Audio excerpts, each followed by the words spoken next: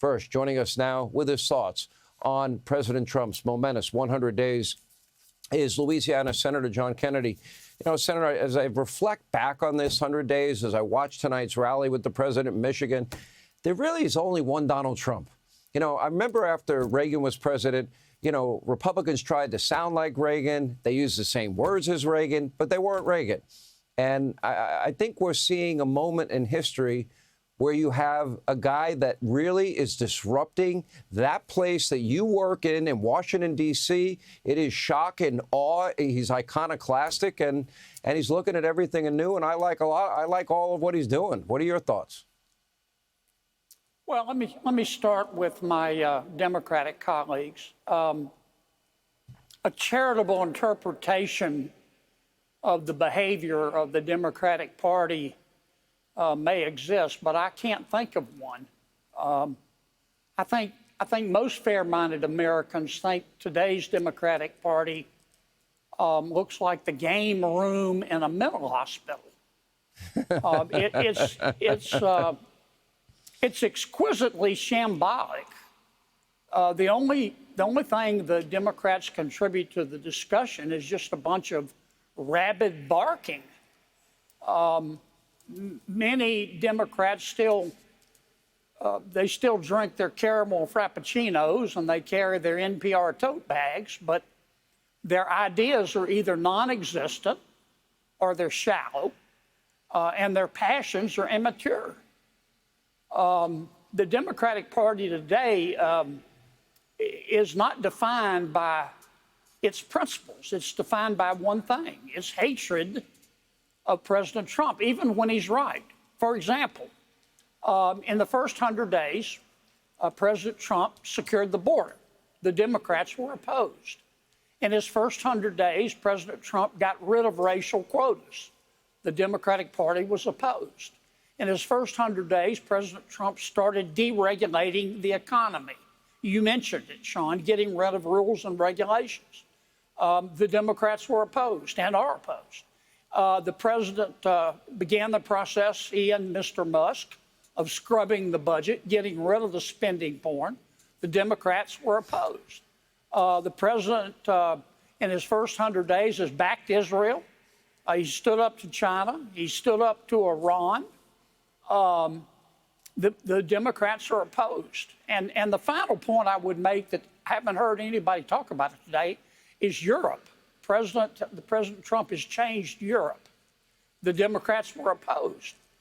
We both know, Sean, that President Trump, he exists loudly.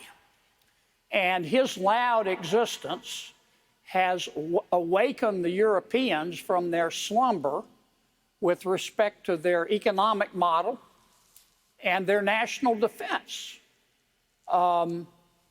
The Europeans are 9 times richer than the Russians. Why should Americans have to pay for their national defense? And the president has demanded a change there. I don't mean to be unkind, but you know, I would rather watch reruns of The View for the rest of eternity than to listen to some of my Democratic colleagues. And I think I'm pretty tolerant. You mean you don't like the sing-alongs and the slogans and the performative art? You're not a big supporter of the bingo paddles. You know what's amazing? I watched them. There's been no introspection, no change of course on their part. They still champion men's rights to play women's sports. They were even standing up for MS-13 gang members and Tren de Aragua gang members and their so-called rights over the safety of Americans. They think it's a constitutional crisis if you cut out waste, fraud, and abuse and corruption. And then they wouldn't stand for mothers that lost their children at the joint session. That spoke volumes to me. They wouldn't stand for a young man that beat cancer or the wife of a slain hero. It's now the party of AOC and, you know, Grandpa Bernie and the squad and, Jasmine Crockett. Those seem to be the emerging leaders. Your thoughts on them? Well, I think Congresswoman Ocasio-Cortez is the leader of the Democratic Party today. Some might say Senator Schumer. But I think Schumer's it's at a Congress. 17% approval rating today. 17. Democrats are in Yeah. the 20s. Yeah. I think it's Congresswoman Ocasio-Cortez. And as I said before, she's entitled to her opinions. You know, my personal opinion is that God gave her a billy goat brain and a mockingbird mouth. You know, I mean, look, I believe in the power of ideas.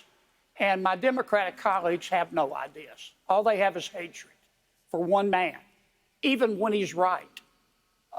And that's President Trump. And I don't think that's healthy for them. I don't think that's healthy for America. Oh, I agree. You're probably the most quotable senator in Washington, and that's a compliment. Senator Kennedy. It's a low bar. appreciate It's a low bar, Sean. It's a very low bar. That's probably true, too, actually. Senator, appreciate you. Hey, Sean Hannity here. Hey, click here to subscribe to Fox News YouTube page and catch our hottest interviews and most compelling analysis. You will not get it anywhere else.